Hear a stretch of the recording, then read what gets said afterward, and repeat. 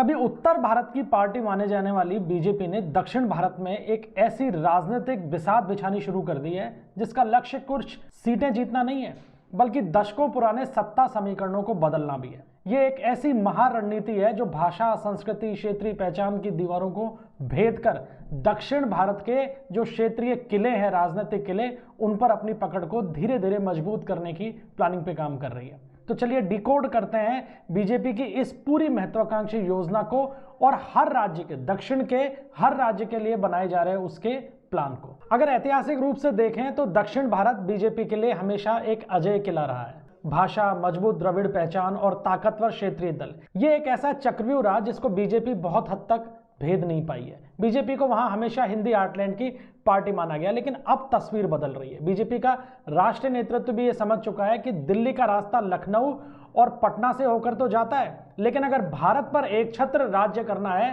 तो उसका हाईवे चेन्नई, हैदराबाद और तिरुवनंतपुरम से होकर गुजरता है। दक्षिण के 5 राज्य हैं, तमिलनाडु, केरल, कर्नाटक, आंध्र प्रदेश और तेलंगाना, और इन 5 राज्यों में मिलाकर कुल लगभग 130 लोकसभा की सीटें आती हैं। और 2024 के चुनाव ने साफ कर दिया है कि उत्तर और पश्चिम भारत में अपनी सफलता के शिखर पर पहुंचने के बाद में बीजेपी के विस्तार के लिए अगली और सबसे बड़ी जमीन अगर कोई है तो वो दक्षिण भारत है। और बीजेपी का जो ये दक्षिण भारत यानी मिशन साउथ जो है, ये 2026 के विधानसभा चुनावों के लिए नहीं है, बल्कि 2029 के लोकसभा चुनाव के लिए एक ऐसा प्लेटफॉर्म तैयार करना है जहां उत्तर भारत में, जहां बीजेपी 100% के स्ट्राइक रेट के ऊपर है, वहां अगर थोड़ा बहुत नुकसान भी होता है तो उसकी भरपाई दक्षिण भारत से की जा सके। यानी ये केवल बीजेपी के लिए सत्ता का सवाल नहीं है कि वो दक्षिण के अंदर काम कर रही है, बल्कि ये अपने राजनीतिक प्रभुत्व को अखिल भारतीय बनाने का एक मिशन है। सबसे पहले बात करेंगे तमिलनाडु की। बीजेपी की दक्षिण भारत की जो राजनीति है उसका केंद्र बिंदु तमिलनाडु है।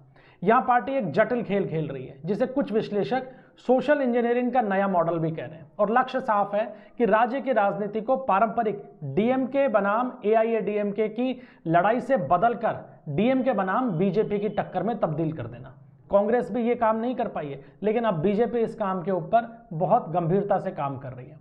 और इसके लिए हो क्या रहा है, एक तरीके से बिहार मॉडल पे जिस तरीके से काम किया गया था कि आरजेडी कांग्रेस गठबंधन जो महागठबंधन था उसके सामने तमाम छोटे बड़े दलों को एक मंच पर लाकर एक संयुक्त एनडीए को खड़ा किया गया, कुछ उसी तरीके से तमिलनाडु में तैयारी की जा रही है कि डीएमके कांग्रेस गठबंधन के सामने एआईएडीएमके और छोटे छोटे आधार वाले तमाम दलों को एक जाजम पे लाया जा रहा है। और राह आसान नहीं है ये तो कहा जा सकता है, क्योंकि 2024 के लोकसभा चुनाव में दिखा दिया डीएमके और कांग्रेस ने कि वहां उनकी पकड़ मजबूत है, एक भी सीट अपने हाथ से नहीं जाने दी। एनडीए पूरी तरीके से खाली रहा, कोई सीट नहीं मिली, एआईएडीएमके को भी सीट नहीं मिली। लिहाजा अब काम इस बात पे हो रहा है कि जो वोट शेयर मिला लोकसभा चुनाव के अंदर, उस वोट शेयर को अब आने वाले विधानसभा चुनाव के अंदर सीटों के अंदर कन्वर्ट किया जा सके, और जो अगले लोकसभा चुनाव होंगे 2029, उनके आते आते तमिलनाडु में बीजेपी को एक मजबूत जनाधार वाली पार्टी के रूप में खड़ा करना है। गृह मंत्री अमित शाह ने इस पूरी की पूरी मुहिम का मोर्चा संभाला। उन्होंने तमिलनाडु के कई दौरे भी किए हैं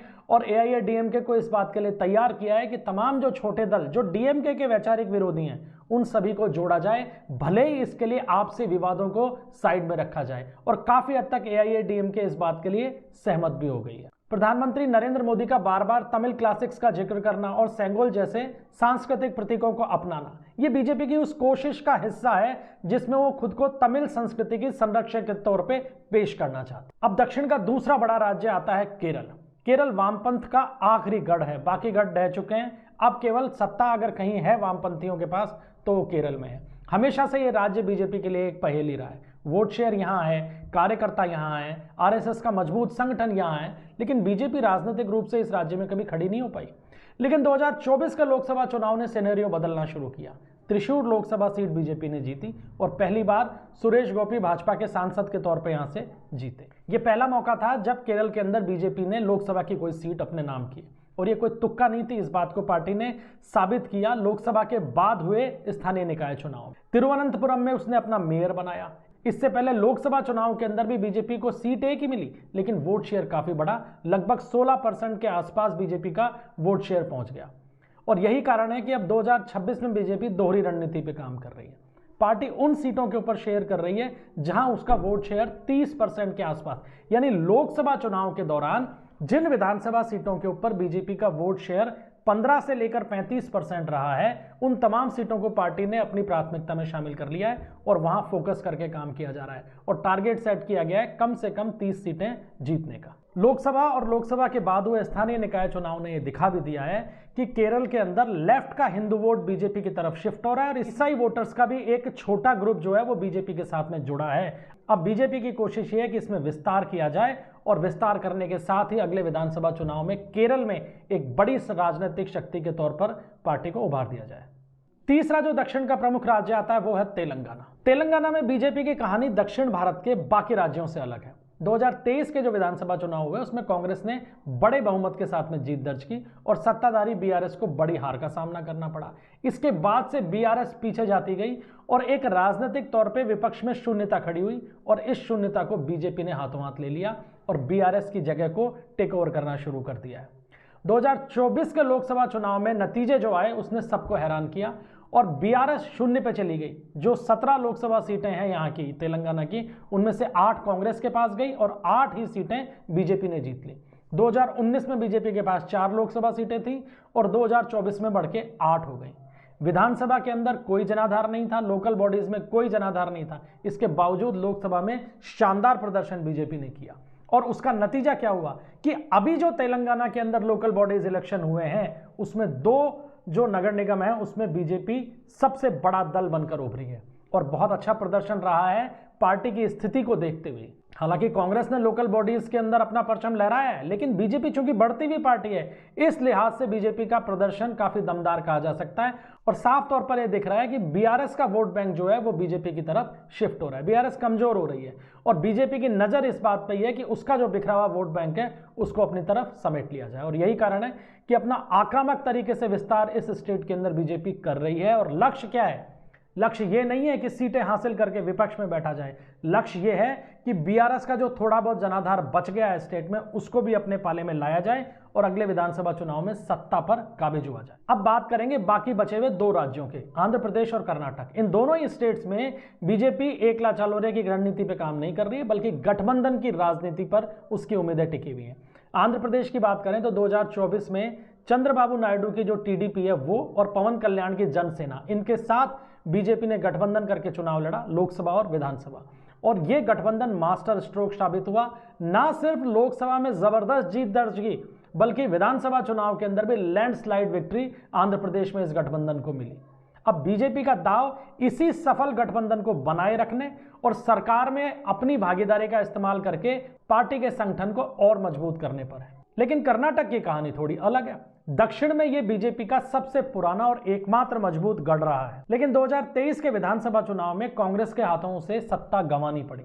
इसके बावजूद 2024 के लोकसभा चुनाव से पहले पार्टी ने जेडीएस के साथ गठबंधन किया और इस गठबंधन के दम पर लोकसभा चुनाव के अंदर जबरदस्त प्रदर्शन किया। सत्ता कांग्रेस के पास में थी लेकिन लोकसभा के अंदर अधिकांश सीटें जीती बीजेपी गठबंधन ने और यह दिखाता है कि बीजेपी भले ही कर्नाटक में सत्ता से बाहर हो गई हो लेकिन उसका कोर वोट बैंक उसके साथ है और जेडीएस का वोट बैंक उसके साथ जुड़ा तो इस गठबंधन ने लोकसभा चुनाव में कांग्रेस को चारों खाने चित कर दिया और इसीलिए बीजेपी कोशिश भी यही कर रही है कि जेडीएस के साथ उसका इस समीकरण बना रहे, ये गठबंधन बना रहे और अगले विधानसभा चुनाव में ये गठबंधन एक बार फिर से कर्नाटक की सत्ता को हासिल कर ले। तो कुल मिलाकर बीजेपी का जो ये मिशन 2026 है ये कोई एक फॉर्मूला नहीं है बल्कि उसने दक्षिण भारत के हर राज्य के लिए एक सोची समझी रणनीति तैयार की है।